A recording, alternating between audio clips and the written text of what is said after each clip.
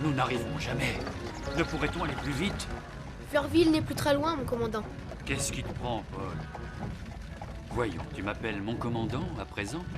Excusez-moi, père. Rassurez-vous, à ce train-là, si les chevaux tiennent le coup, nous serons vite arrivés. Revoir ma femme, ma petite Marguerite. Je l'ai tellement souhaité qu'aujourd'hui, j'ose à peine croire à ce bonheur.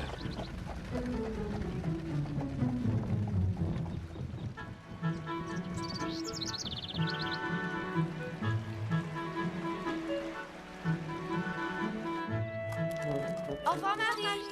Au revoir Blaise. Au revoir, mes petites demoiselles. Nous reviendrons demain, Marie. Je t'en fais la promesse. Nous vous attendrons, chère Madame de Rosebourg. À demain, mademoiselle Marguerite. Mon pauvre commandant, serait-il heureux de vous revoir? Mon papa reviendra, Blaise, j'en suis certaine. Et Paul avec lui, n'est-ce pas, Sophie? Je le souhaite de tout mon cœur, Marguerite. Chère petite.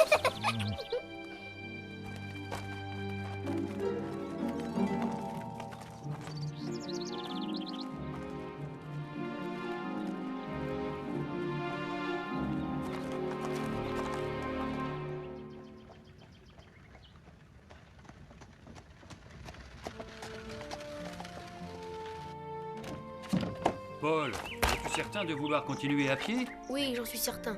Nous sommes presque arrivés. Père, comment vous dire? Vous allez revoir votre famille, moi, plus personne ne m'attend ici. Mes parents, ma tante, Sophie, tous ont disparu. J'ai besoin de m'accoutumer à cette idée. Tu connais Madame de Fleurville et ses 2 filles. Justement, c'est trop difficile de revoir Camille et Madeleine sans Sophie. Cher fils, je comprends. Va, mais ne tarde pas trop. Tu sais que ma joie ne peut être complète si tu n'es pas auprès de moi. Je ne tarderai pas.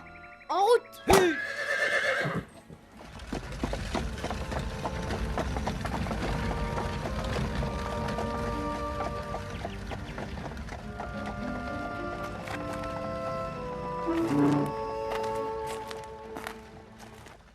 Ce cher Blaise. Quelle figure il a quand il regarde Françoise et Marie. Il les mange des yeux. On croirait qu'il a peur qu'elles disparaissent. Tu ne dis rien, Sophie? À quoi est-ce que tu penses? Je pense que moi, je ne retrouverai jamais mon papa ni ma maman, puisque je ne les ai plus. Il ne me reste que Paul, et je ne sais même pas si je peux espérer son retour. Bien sûr que tu le peux. Et même tu le dois. Tu verras, Sophie, papa et Paul vont revenir. Ce qu'on désire le plus fort n'arrive pas forcément. Aie confiance, Sophie. Allons, mes enfants, pressez-vous un peu.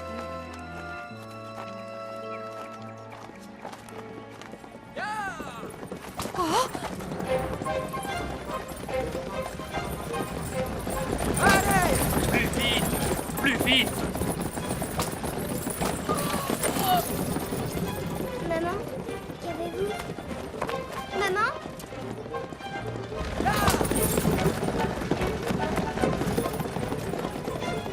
Plus vite! Plus vite!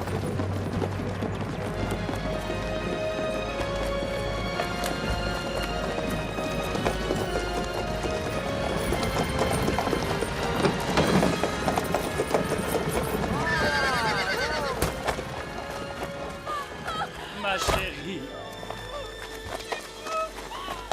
C'est bien vous. Mon amour, ma femme, ma vie. Depuis 5 ans, je n'ai vécu que pour cet instant. Mais si, ma tante, je vous assure, j'ai entendu une voiture. Oh,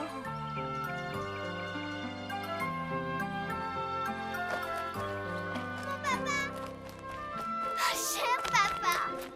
Marguerite! Oh, oh, ma toute petite fille. Paul? Paul? Paul? Paul n'est pas là? Il n'est pas là! Sophie? Sophie de Réan? Est-ce possible? Oh, mon commandant! Paul n'est pas avec vous? Il est donc... Il est bien vivant, Sophie. Paul est vivant? Calme-toi, mon enfant. Je l'ai laissé non loin d'ici. Il lui fallait un peu de temps. Je suis sûr qu'il sera là d'un instant à l'autre. Je sais où il est. Sophie, attends-nous. Laisse Camille. Pauvre petite. Quels affreux souvenirs elle me rappelle. Où est son père? par quel hasard se trouve-t-elle avec vous? Son père est mort depuis longtemps, monsieur. Madame de Fleurville a recueilli Sophie, comme elle nous avait auparavant recueilli Marguerite et moi-même. Chère madame, saurais-je pour cela un jour assez vous remercier? Je serai remerciée si je deviens votre amie, monsieur.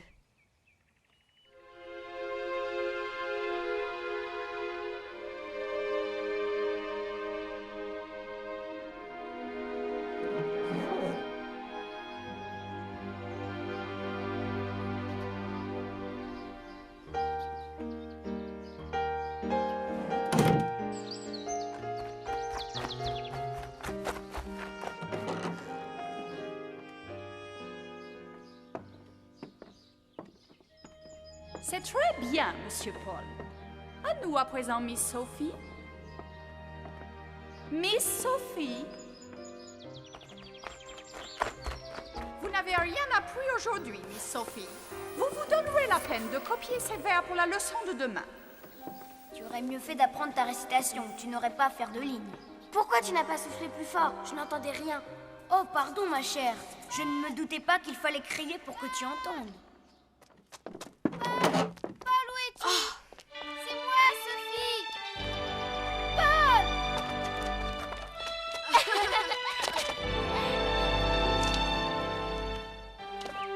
C'est bien toi. Pendant toutes ces années, j'ai cru que je ne te reverrais jamais. Moi aussi, j'ai eu peur que tu sois mort et... Paul, c'est le plus beau jour de ma vie. Mon cœur va exploser. Je suis trop heureuse, Paul. Et moi donc, ma Sophie. Je ne voulais pas croire que tu puisses revenir. Et tu es là, tu es vivant, vivant. Paul est vivant, vivant. Tu es vivant. C'était si dur de revenir ici en sachant que tu n'y serais plus. Je ne pouvais pas me faire à cette idée de revoir Fleurville sans toi. Je vis à Fleurville. C'est Madame de Fleurville qui me garde. Et mon oncle? Il est mort, Paul. Là-bas, en Amérique. Il avait la fièvre et c'est Madame Fichini qui m'a ramenée après son mariage. Car ils se sont mariés, sais-tu? Mais qui? Madame Fichini et papa. Mais ensuite, elle est devenue méchante. Si méchante. Parce que je me suis retrouvée seule avec elle. Elle n'a pas voulu rester en Amérique. Mais qui est cette Madame Fichini dont tu parles? Ma belle-mère, Paul. Elle est en Italie. Tu ne comprends donc rien? Non. On s'en moque. Nous parlerons plus tard. Viens.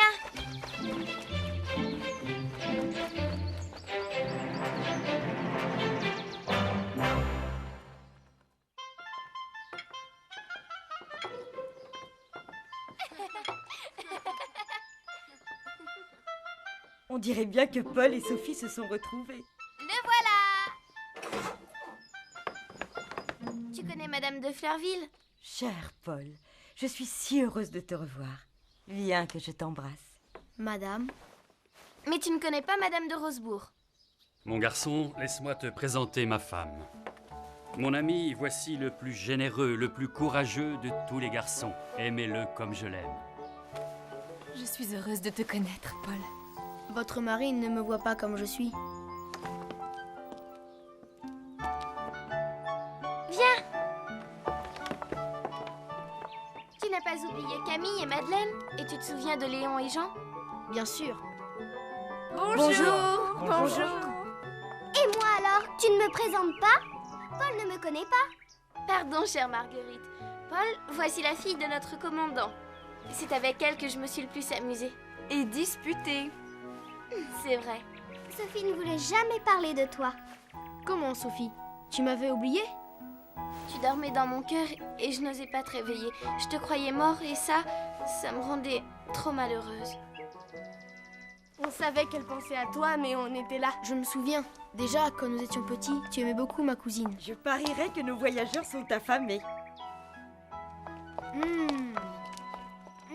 Les bons gâteaux. Attends, tu n'as pas encore goûté cela. Et tu n'as pas mangé de celui-ci non plus. Sophie, arrête. Jamais je ne pourrais tout avaler. Voilà qui change de ce qui a été notre ordinaire pendant toutes ces années, mon garçon. Sophie, si maintenant tu me racontais ce qui t'est arrivé avec cette Madame Fichini. Ma belle-mère me battait. Tous les jours, j'avais droit au fouet, au fessé. Cette méchante femme, si je la voyais, je l'assommerais. Mais c'est donc un monstre. Oh oui, ça tu l'as dit. Un vrai monstre. Elle ressemble à un ogre. Et d'ailleurs, elle mange comme un ogre. Je suis Madame Fichini et je veux manger, tout manger. Encore.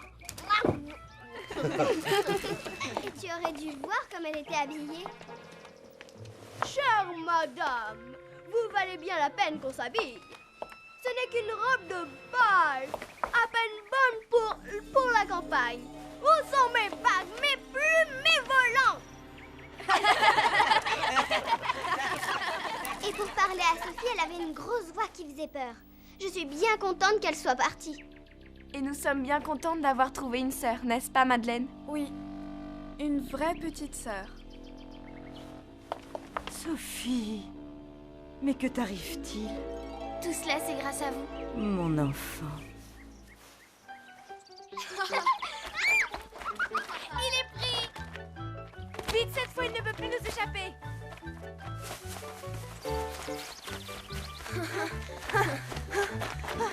À toi, Léon. Touché! Comme tu cours vite! Et en portant Marguerite? Même toi, le plus grand, tu n'as pas pu le rattraper.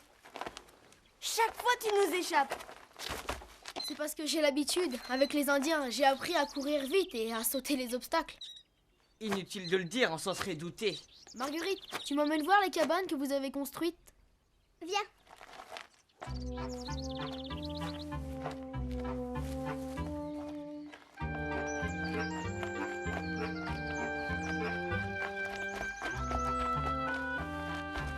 Quel bonheur d'avoir retrouvé Paul. Je me souvenais très bien de lui. Il est toujours aussi gentil, drôle, aimable. Et vous avez vu comme il est devenu grand et fort. C'est vrai qu'il est devenu beau, n'est-ce pas, Sophie? Mes amis, j'aime tellement Paul. Je suis si heureuse qu'il vous plaise aussi. Eh bien, en voilà qui ne sont pas difficiles. Franchement, je ne comprends pas nos cousines. L'ont-elles seulement regardé? Léon. Je ne vois pas ce qu'il a de beau avec sa gentillesse affectée pour plaire à tout le monde, ses gros bras, ses grands airs. Tu devrais te taire, Léon. On pourrait croire que tu es vexé de ne pas avoir gagné une seule course contre lui. Vexé parce qu'il court vite et monte aux arbres. La belle affaire quand on ne sait ni lire ni écrire, car tu penses bien qu'après tout ce temps passé chez les sauvages... Arrête. Tu es trop mesquin. Je ne te parle plus. Comme vous voudrez, monsieur le sermonneur. Quand on aura besoin de vous, on vous appellera. Il se pourrait bien que je ne vienne pas. Ah, Jean, attends. Est-il belle celui-là aussi?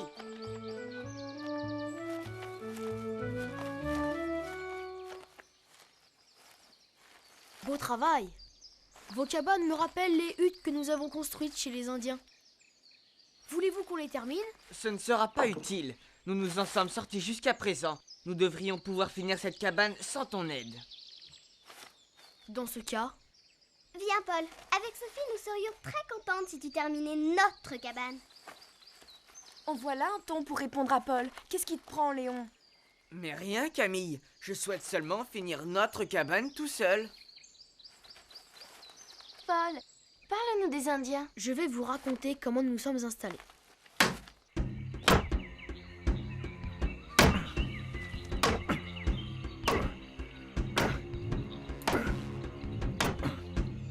Et voilà. Ça y est, nous sommes chez nous.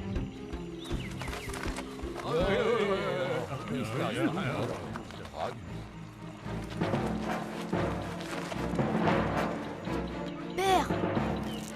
Laisse-les faire, Paul. Mon commandant, ce geste-là me déplaît. Et au diable ce sauvage et son bout de corde. Tu vas le mettre en colère, Blaise. Si nous les fâchons, ils sont 1000 contre 1. C'est vrai, mon commandant. Le voilà, mon bras, grand diable. Attache-moi et serre pas trop fort.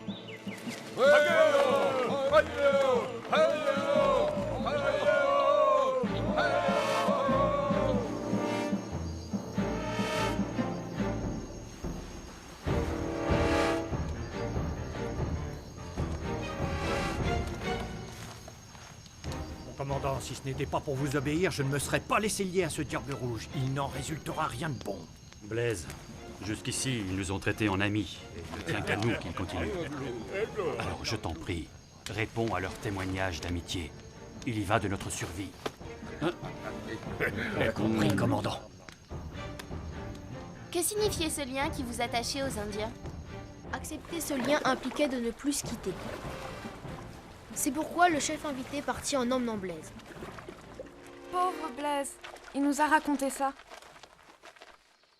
Jamais je n'aurais pu me lier avec des êtres aussi primitifs, ni me faire à cette vie. Primitif toi-même.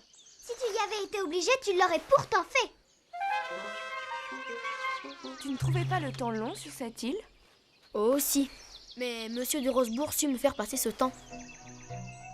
Il m'a appris l'histoire, la grammaire, l'arithmétique. Il dessinait pour moi de grandes cartes de géographie sur des feuilles de palmier. Tu vois, le sauvage en sait autant que toi. Une grande partie du temps, on guettait le passage d'un navire.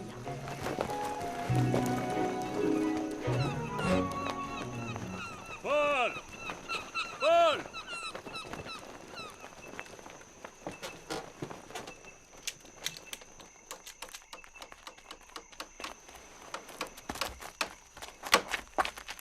Tes amis te cherchent. On va à la chasse, on rapportera quelque chose de bon. Ce bateau est magnifique, mon commandant. Il nous emportera jusqu'en France. Souhaitons-le!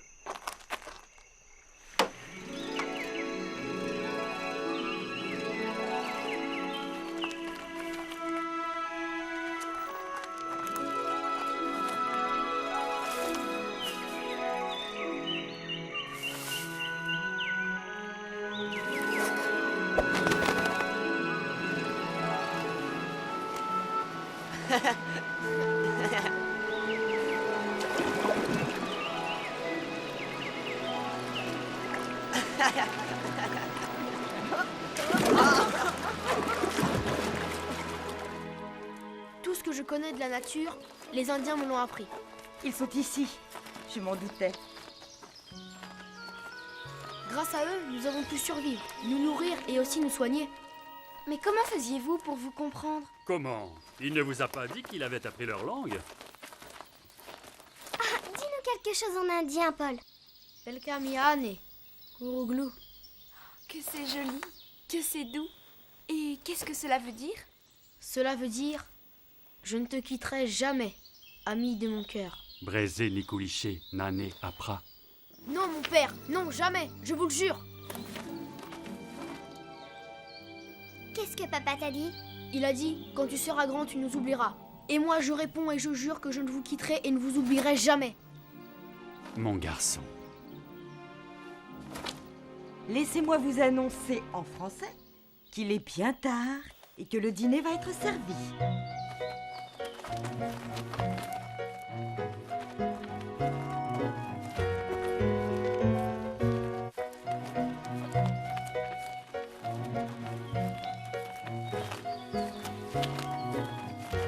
Alors, ma petite Sophie, tu es heureuse?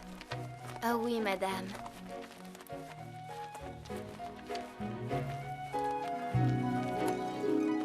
Et vous parliez même en rêvant, mon père. Je me souviens vous avoir entendu appeler dans votre sommeil. Marguerite, Marguerite, ma femme, mon enfant. Nous parlions souvent de ceux que nous aimions. C'est ainsi que j'ai fini par très bien te connaître, mon enfant. Vraiment? Je ne veux plus entendre d'histoires d'îles et d'Indiens jusqu'à demain. Paul doit être très fatigué. Paul, fatigué, il en a vu bien d'autres. Nous avons passé des nuits et des jours à travailler, à marcher, à veiller. Il est robuste comme un marin. Mais les nôtres qui n'ont pas eu l'avantage d'une si terrible éducation doivent se reposer. Ils ont pris une part si vive au bonheur de Marguerite et de Sophie qu'ils ont besoin comme elles d'une bonne nuit. Vous avez raison, cher ami. Marguerite, Sophie, embrassez-moi.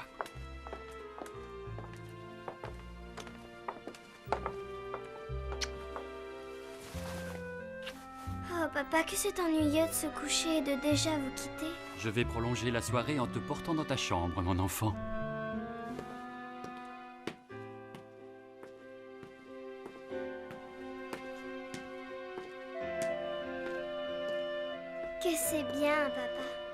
maman avait raison. En quoi ta maman avait-elle raison?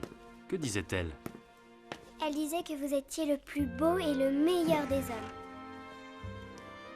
Que sans moi, elle mourrait de chagrin. Qu'elle ne pouvait pas être heureuse sans vous. Et beaucoup d'autres choses encore.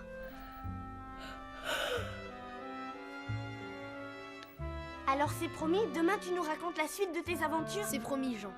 Il me tarde d'être à demain. Bonsoir tous. Bonne nuit. Bonne nuit, Camille. Bonne nuit, Sophie. À demain, Jean. Sophie, pourquoi tardes-tu? Quelque chose ne va pas? J'ai peur d'aller dormir, peur de m'éveiller demain matin et que tu ne sois plus là. Je suis là, Sophie. Je serai là encore demain et tous les autres jours. Est-ce que tu auras oublié nos disputes, nos insultes, nos bagarres? Bien souvent, tu as souhaité me voir très loin de toi et tu ne t'es pas gêné pour me le dire. Oh Paul, c'était bien différent alors. Et puis j'étais petite. Une chose n'a pas changé. Tu as toujours raison. Merci. Merci de m'avoir donné une telle petite fille. Être si heureux, après tant d'années de désolation. Mon ami. Oh oh oh! Une vieille connaissance. Bonsoir, ma chère. Je la croyais morte et enterrée. J'ai eu besoin d'elle. Pendant longtemps, elle a été ma seule confidente. Paul, qu'allons-nous devenir? Je ne sais pas, Sophie. Mais il y a une chose que je te promets. Je ne laisserai plus personne te faire du mal.